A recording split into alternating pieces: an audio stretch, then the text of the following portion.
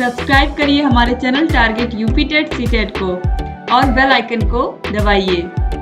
Hello friends, मैं रेनू स्वागत करती हूँ आप सभी भावी अध्यापक एवं अध्यापिकाओं का आपके अपने channel target UP TET CTET में। दोस्तों, आज की इस क्लास में हम आपके डिलेट थर्ड सेमेस्टर के 7वें पेपर यानी कि संस्कृत भाषा के यहाँ पर प्रश्नों को हम देखेंगे।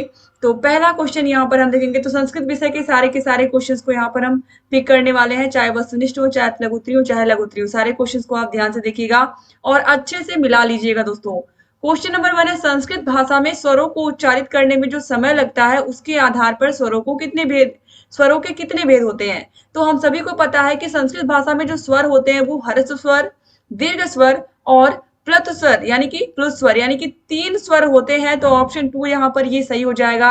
जिनको बोलने में 1 मात्रा का समय लगता है वो ह्रस्व, जिनको बोलने में 2 मात्रा का समय लगता है वो दीर्घ और जिनको बोलने में 3 मात्रा का समय लगता है वो होते हैं प्लुत स्वर। तो यही 3 होते हैं।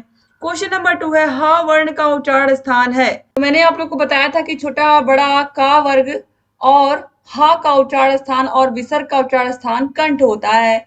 तो ऑप्शन 1 जो है यहाँ पर ये राइट आंसर हो जाएगा। क्वेश्चन नंबर 3 है, बालक का चतुर्थी विभक्ति एक वचन का रूप हो।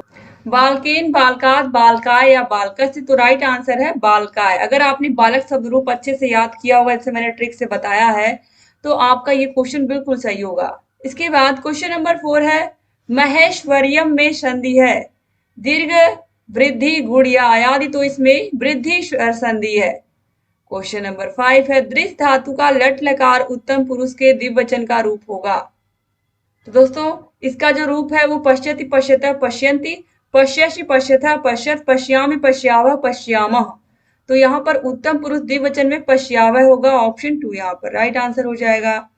इसके बाद यहाँ पर देखिए, अति लघु उत्तरीय प्रश्न यहाँ से स्टार्ट होते हैं। क्वेश्चन नंबर 6 से कितना आसान सा प्रश्न पूछा है। गुण संधि का सूत्र मैंने आपको बताया था। दीर्घ संधि का सूत्र अकः सवर्णे दीर्घः, गुण संधि का आदि गुणः या आद गुणः। अगर आपने इस तरीके से लिखा होगा आद गुणः, तो आपका बिल्कुल सही होगा आंसर। ठीक है, यहाँ पर हलंत भी लग सकता है। तो अगर आपने ऐसे लिखा होगा या अलग अलग भी लिखा होगा आपने, मैं बार बार लिख के बता रही हूँ ताकि आपको कोई कंफ्यूजन ना हो, तो भी सही हो जाएगा। आद गुणः अगर इस तरीके से लिखा होगा आपने। क्वेश्चन नंबर 7 कितना आसान पूछा है, पितरों में कौन सा समास है, समास विग्रह भी कीजिए।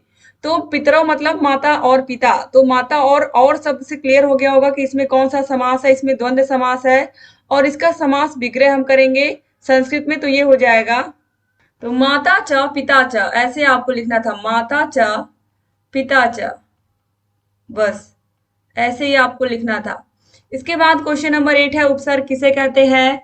तो उपसर्ग वे शब्दांश होते हैं जो किसी शब्द के आगे लग करके उसके रूप में परिवर्तन कर देते हैं।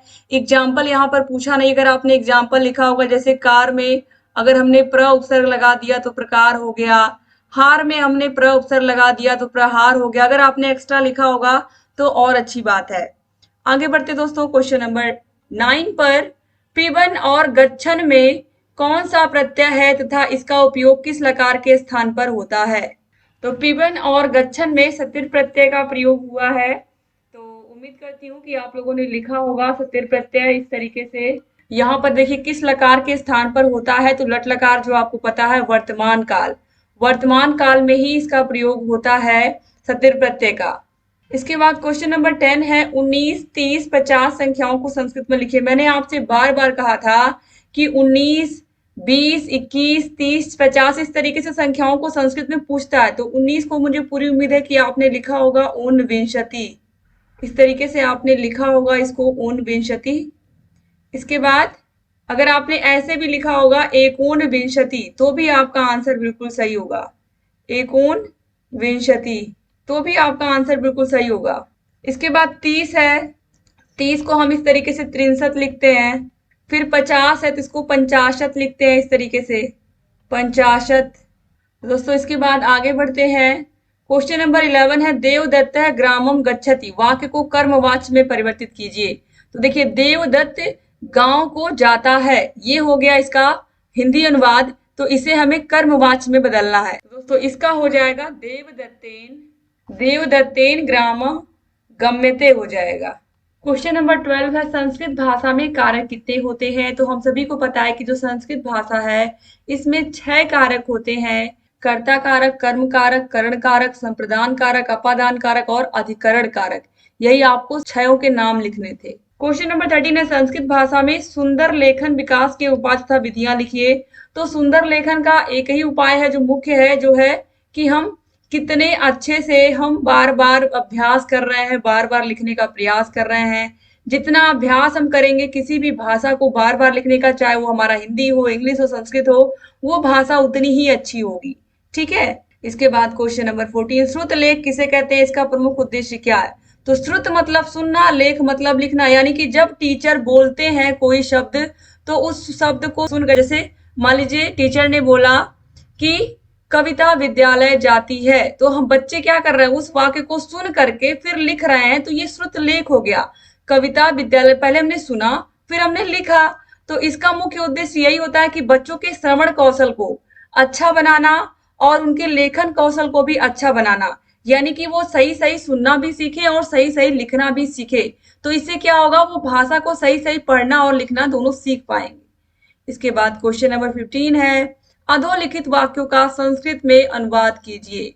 मोहन सोहन के साथ गांव जाता है, तो ये हो जाएगा मोहन सोहनेन सह ग्रामम गच्छति। इस तरीके से मोहन सोहनेन सह ग्रामम गच्छति मतलब जाता है। इसके बाद देखिए, तुम पुस्तक पढ़ते हो, तो ये हो जाएगा त्वम पुस्तकम पठत। इसके बाद यहाँ पर देखिए तीसरा है, गणेश को नमस्कार है, तो ये क्या हो जाएगा, गणेशाय नमः, गणेशाय नमः। इसके बाद गांव के चारों ओर वृक्ष है, तो ये हो जाएगा ग्रामम परितः वृक्षाः सन्ति। बस ये आपके सारे के सारे हो गए यहाँ पर संस्कृत भाषा में अनुवाद। इसके बाद क्वेश्चन नंबर 16 पे आते हैं, संस्कृत शिक्षण में प्रयुक्त सहायक सामग्रियों के नाम लिखिए। तो इसमें देखिए दोस्तों, आप लोग चार्ट पेपर का प्रयोग आप करोगे, मॉडल का प्रयोग करके आप संस्कृत भाषा को सिखाने का प्रयास करोगे। इसके अलावा आप श्याम पट्टिका तो प्रयोग करोगे ही, आप सहायक सामग्रियों में टेप रिकॉर्डर, रेडियो, इन सब का प्रयोग करोगे। ठीक है, टेलीविजन का प्रयोग करोगे, जिससे बच्चों का जो उच्चारण है वो शुद्ध हो पाए। तो बस आपको इन्हीं सामग्रियों का नाम लिखना था। क्वेश्चन नंबर 17 है, एक कंठस्थ वंदना या श्लोक लिखिए। वंदना श्लोक लिखिए। तो सबसे आसान जो यहाँ पर वंदना श्लोक है वो आप लिख सकते थे, जो कि बहुत बार मैंने बताया भी है क्लास में आपको। तेजो असि तेजो मही देही, वीर्यम असि वीर्यम मही देही, बलम असि बलम मही देही और ओजो असि ओजो मही देही। यानी कि ईश्वर की यहाँ पर प्रार्थना भी हो रही है और श्लोक भी हो रहा है। और अगर आपने कोई श्लोक ही लिखा होगा, जैसे अगर आपने लिखा होगा नैनम छिन्दन्ति शस्त्राणि नैनम दहति पावका, न चैनम क्लिन्दन्ति तापो न शोषयति मारुतः। ठीक है, इस तरीके से भी अगर आपने श्लोक लिखा होगा तो आपको मार्क्स मिलेंगे, उसके लिए आप टेंशन मत लीजिए। इसके बाद क्वेश्चन नंबर 18 पे आते हैं, अधोलिखित श्लोक का हिंदी में अर्थ लिखिए।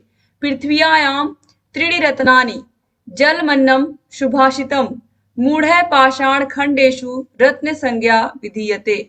तो दोस्तों यहाँ पर आप देखिए, ये जो श्लोक है इसको यहाँ पर चाणक्य ने इसमें कहा है कि पृथ्वी पर मौजूद 3 रत्नों की चर्चा करते हुए उन्होंने कहा है कि अन्न, जल तथा सुंदर शब्द पृथ्वी के यही 3 रत्न हैं। मूर्खों ने पत्थर के टुकड़ों को रत्न का नाम दिया है। यानी कि अगर यहाँ पर देखिए, अन्न जो है जो हम खाते हैं, जल जो हम पीते हैं और जो हमारे सुंदर शब्द होते हैं, यही पृथ्वी पर 3 रत्न है। अगर ये हमारे पास नहीं है तो फिर हम मूर्ख की श्रेणी में ही आएंगे। जैसे यहाँ पर कहा है कि मूर्खों ने पत्थर के टुकड़ों को ही रत्न मान लिया, जिसमें यहाँ पर पत्थर के टुकड़ों की बात हीरा, चांदी, सोने से की गई है। ठीक है, तो इस तरीके से यहाँ पर चाणक्य ने इसे कहा है। तो याद रखिएगा, पृथ्वी पर 3 ही रत्न है, जल, अन्न और सुंदर शब्द। तो इस तरीके से यहाँ पर पूरा का पूरा पेपर आपका संस्कृत का सॉल्व हो गया। सारे 8 के 8 विषयों का जो सोल्यूशन है वो आपको डिस्क्रिप्शन बॉक्स और कमेंट बॉक्स में मिल जाएगा दोस्तों। अगर आपको 4th सेमेस्टर के क्लासेस देखनी है तो वो भी मिल जाएगा। अगर आपको 4th सेमेस्टर का सिलेबस क्या है, अगर आपको ये भी जानना है तो जल्दी हम सिलेबस भी लेकर के आएंगे 4th सेमेस्टर का। तो सारे विषयों को आप मिला लीजिए, आपको डिस्क्रिप्शन बॉक्स और कमेंट बॉक्स में लिंक मिल जाएगी। तो 4th सेमेस्टर की तैयारी करने के लिए आप तैयार हो, आप जरूर कमेंट करके बताइएगा। यहाँ पर कॉन्टेक्ट नंबर है, कोई भी समस्या हो तो इस पर कॉल करके आप नोट्स वगैरह ले सकते हैं हमसे, हमारा ऐप डाउनलोड कर सकते हैं दोस्तों। और मैसेज या कॉल आप कुछ भी करोगे हम आपको रिप्लाई करेंगे। तो thank you so much class को पूरा देखने के लिए। जहाँ कहीं कोई भी डाउट है आप हमसे पूछते रहिए। जय हिंद दोस्तों।